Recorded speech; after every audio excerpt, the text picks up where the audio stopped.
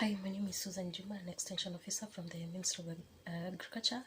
Thank you all for allowing me here, and I'm here to discuss about the key factors leading to loss of micronutrients such as nitrogen, phosphate, and potassium within the soil, and also found from the fertilizers applied.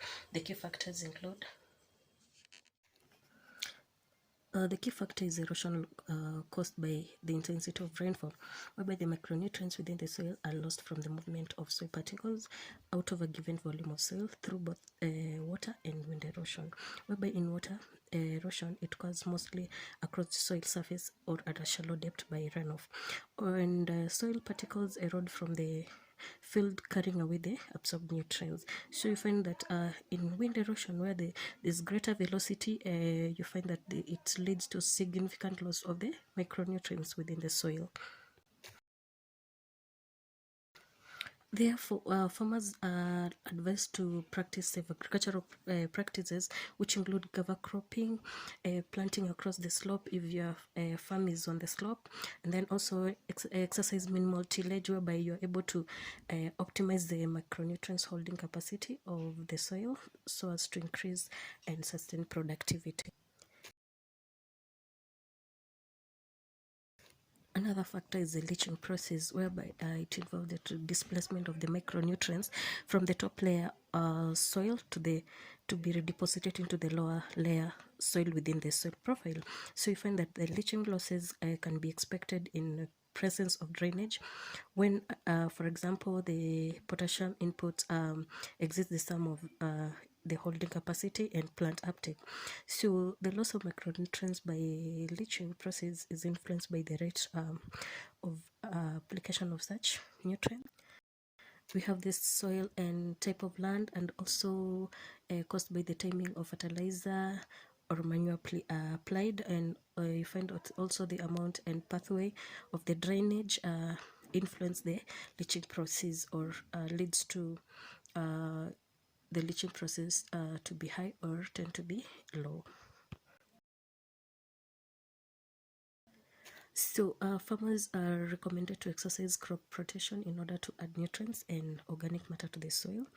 On the other hand, the fertilizer placement is also likely to be an effective way to reduce loss of the micronutrients. And also farmers can incorporate crop residues or mulching to enrich soil organic matters and also enhance the soil structure and water retention. Third factor is the open burning, whereby there's the burning of land, vegetation, that's clearing before planting, and also burning of crop residues after harvesting. So all the process of burning leads to loss of micronutrients in the soil. So farmers are advised to just practice mulching, or that is a cover crop or crop residues be used within the farm. So this will help reduce the loss of the nutrients caused by burning process.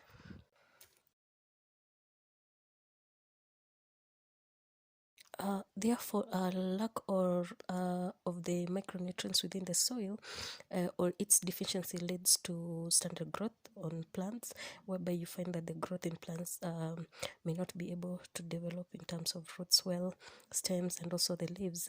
So this leads to plants dying and or even poor harvest of particular crops that have been planted. On the other hand, excessive micronutrients in the environment can lead to release of harmful greenhouse gases into the atmosphere. And also you find that the excess micronutrients such as nitrogen leads to eutrophication process, whereby algae forms in water bodies and hinders existence of aquatic animals within the affected water bodies. And also the excess nitrogen nutrients drain into water bodies that are consumed by human beings can lead to blue baby diseases in young ones. In conclusion, the loss of micronutrients in the soil has a greater economic cost on the farmer. Therefore, it is important to practice safest ways to enhance availability of the nutrients within the soil, as well as minimize access to the environment. So I say that's the end of the presentation and also the discussion. So if you have any question, you'll ask me and I'll be able to reciprocate. Thank you all.